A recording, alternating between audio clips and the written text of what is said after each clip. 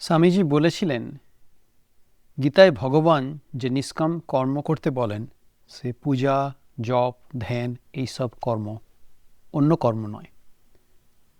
তা আমরা যারা সংসারী মানুষ তাদের তো অন্য কর্ম করতেই হয়। ফাঁক ফোকরে না হয় একটু জপ ধ্যান হলো, সে অবশ্য ছটফটে চলচঞ্চল মন নিয়ে। তখন নিজের মধ্যেই একটা অপরাধবোধ জাগে, কেন মনকে বসাতে পারছি না। দুধ ওতলানোর মতো অবচেতন থেকে বাসনা কামনা সমূহ ফুলে ফুলে উঠছে। বসে আছি ঠিকই, স্থির হয়ে চোখ বুজে, সবাই মনে করছে খুব ধ্যানে বসেছে, পরম ভক্ত। ভিতরে কিন্তু লড়াই চলেছে স্থির আর অস্থিরে। যে বসেছে সে বুঝতে পারছে সংগ্রামটা কোথায়।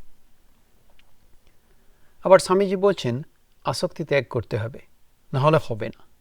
যত লোক আসক্তির বশ, শিব আর কৃষ্ণ এদের আলাদা কথা। শিব সংসারী, কিন্তু সংসারকে তিনি দাসী করে রেখেছিলেন। শ্রীকৃষ্ণ সংসার করেছিলেন বটে, কিন্তু কেমন নির্লিপ্ত। ফস করে বৃন্দাবন কেমন ত্যাগ করলেন। শুনে মনটা কেমন খারাপ হয়ে গেল। আসক্তি নিয়েই তো সংসার, আর সত্যিই তো সংসারী মানুষ উঠতে বসতে স্বামী স্ত্রী সন্তান নিয়ে ব্যস্ত। মন জুগিয়ে চলার কি ঘটা। স্ত্রীকে নরম গলায় যখন স্বামী বলে তুমি যা বলো সেই রকমই হবে, কিংবা কোনো সিদ্ধান্ত নেওয়ার আগে ওকে জিজ্ঞাসা করো, ওর মত না হলে কিছুই হবার নয়। আবার যে স্ত্রীর বস নয় সে হয়তো স্ত্রীকে উত্তম মধ্যম না দিয়ে জলস্পর্শ করে না। তার মানে এই নয় যে সে মহাধার্মিক, সে হলো নর পশু। তাহলে সংসারে জীব এখন করে কি?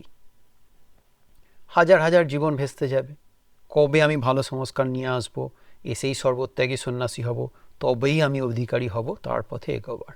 তাও পথের শেষ দেখতে পাবো কিনা জানি না। কারণ স্বামীজি বলেছেন আরেক শক্তিতে আমায় করাচ্ছে। এই নানা কাজ চিন্তা পর্যন্ত তিনি করাচ্ছেন। ঠাকুর বলতেন, যতক্ষণ আমি ধ্যান করছি এই বোধ, ততক্ষণ ও আদ্যাশক্তির এলাকা। শক্তি মানতেই হবে। সোহং বললে যে আমি বোঝায়, সে আমি এ আমি নয়। মন দেহ এসব বাদ দিলে যা থাকে সেই আমি। এই উক্তির পর আমার অবস্থা আরও অসহায় হলো। মন দেহ বাদ দেওয়ার ক্ষমতা আমার নেই। সেই আদ্যাশক্তির সমস্ত ইচ্ছা ফলবতী হচ্ছে আমার জীবনে। ঠাকুরের উপমায় আমি এক বেড়াল ছানা। তিনি ঘাড় কামড়ে যখন আমাকে আস্তা করে নিয়ে গিয়ে ফেলছেন তখন আমি সেখানে, যখন নরম বিছানায় তুলছেন তখন আমি আরামে। তাহলে আমার ইচ্ছার জোর কতটুকু? স্বামীজিকে আমার অসহায় প্রশ্ন, তাহলে আমার কি হবে? আমি জানি কি বলবেন স্বামীজি। প্রথমেই বলবেন কৃপা, তাঁর কৃপা। ঠাকুর চলে গেছেন। বরানগরের মঠে স্বামীজি, সঙ্গে ঠাকুরের সন্তানজন। জনৈক ভদ্রলোক প্রশ্ন করলেন, আচ্ছা মশাই, সাধন করলেই তাকে পাওয়া যাবে? স্বামীজি বললেন, তাঁর কৃপা না হলে সাধন ভজনে কিছু হয় না, তাই তার শরণাগত হতে হয়। পরে আর একদিন তার ভাইদের বলছেন, পড়ে থাকো, তাঁর শরণাগত হয়ে পড়ে থাকো।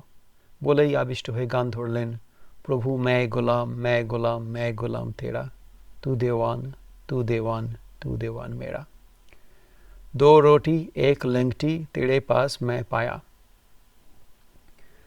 স্বামীজি শ্রীমকে একটি পথের ইঙ্গিত দিয়েছিলেন। অনেক দুঃখ কষ্ট পেয়ে তবে এই অবস্থা হয়েছে। মানে দুঃখ কষ্ট না পেলে রেজিগনেশন হয় না। Absolute dependence on god. দুঃখ আর কষ্ট মানুষকে তাঁর দিকে এগিয়ে দেয়। দুঃখ আর কষ্ট হলো তাঁর আশীর্বাদ। সংসার পটাতনে আমরা এক একটি জং ধরা স্ক্রু। সেই স্ক্রু খুলতে হলে প্রথমে এদিকে ওদিকে হাতুড়ি মারতে হয়। মেরে মেরে জং ঝরিয়ে তারপর স্ক্রুড্রাইভার দিয়ে ঘোরালে তবেই খুলবে। দুঃখ কষ্ট জ্বালা যন্ত্রণা অপমান বঞ্চনা হলো সেই হাতুড়ির ঘা, আর গুরু হলেন সেই স্ক্রুড্রাইভার। ঠাকুর বলতেন ব্যাকুলতা চাই। ব্যাকুল হয়ে ডাকলে ঈশ্বর দেখা দেবেন। আন্তরিক হলে তিনি শুনবেনই শুনবেন। তবু স্বামীজির মতো কৃপাধন্য একদিন মহা আক্ষেপে মাস্টারমশাইকে বলছেন, ভগবান নেই বোধ হচ্ছে। যত প্রার্থনা করছি একবারও জবাব পাইনি। কত দেখলুম মন্ত্র সোনার অক্ষরে জলজল করছে, কত কালী রূপ আরও অন্যান্য রূপ দেখলুম, তবু শান্তি হচ্ছে না। এই হা ঈশ্বর অবস্থাই সাধকের প্রকৃত অবস্থা। শ্রীচৈতন্যের হয়েছিল, ঠাকুরের হয়েছিল, স্বামীজি ও তার সন্ন্যাসী ভাইদের হয়েছিল, রাখাল মহারাজ বলছেন, এখানে থেকে তো কিছু হলো না, তিনি যা বলেছিলেন ভগবান দর্শন, কই হলো, চলো নর্মদায় বেরিয়ে পড়ি। স্বামীজির সঙ্গে সঙ্গে বলছেন, বেরিয়ে কি হবে, জ্ঞান কি হয়, তাই জ্ঞান জ্ঞান করছিস। একজন ভক্ত বলছেন, তাহলে সংসার ত্যাগ করলে কেন? স্বামীজি উত্তেজিত হয়ে বলছেন, রামকে পেলাম না বলে শ্যামের সঙ্গে থাকবো? স্বামীজির কাছে উত্তর পেয়ে গেছি, সেই মুহূর্ত মহেশ্বরের কাছে। একটু তেজ চাই, একটা গোঁ। যে যা বলে বলুক, আপনার গুঁয়ে চলে যাও, দুনিয়া তোমার পায়ের তলায় আসবে, ভাবনা নেই। বলে একে বিশ্বাস করো, ওকে বিশ্বাস করো। বলে প্রথমে আপনাকে বিশ্বাস করো দেখি। Have faith in yourself, all power is in you, be conscious and bring it out. বলো আমি সব করতে পারি। নেই নেই বললে সাপের বিষ নেই হয়ে যায়।